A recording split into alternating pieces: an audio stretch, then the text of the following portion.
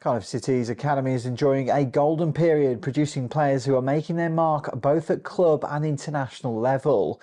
The Bluebirds have long prided themselves on developing homegrown talent, but the current crop is attracting more attention than ever before. The standout story is Dylan Lawlor, who at just 19 made his senior Wales debut against Kazakhstan, drawing praise from Craig Bellamy for his composed performance. Lawlor is far from alone, as fellow academy products Ronan Capaccio and Joel Colwill are also in Bellamy's latest squad, further underlining the faith placed in Cardiff's youngsters. At club level, Ruben Colwill, Tanasi Nwaki and Kian Ashford are all part of the first team picture, ensuring a strong pathway from the youth ranks to senior football. This production line shows no sign of slowing, with more teenagers eager to follow in their footsteps.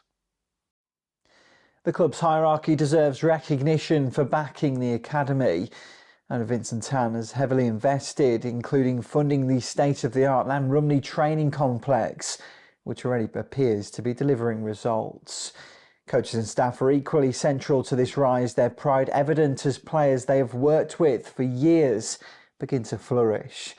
Behind the scenes, there is a firm belief that several more could soon make the breakthrough, with competitions like the Virtue Trophy offering valuable opportunities. Among the brightest prospects is Robert Tanquet, still only 16 but already training with the first team. A skillful attacking midfielder, he has captained Wales at youth level and impressed for Cardiff's under-21s despite often playing well above his age group.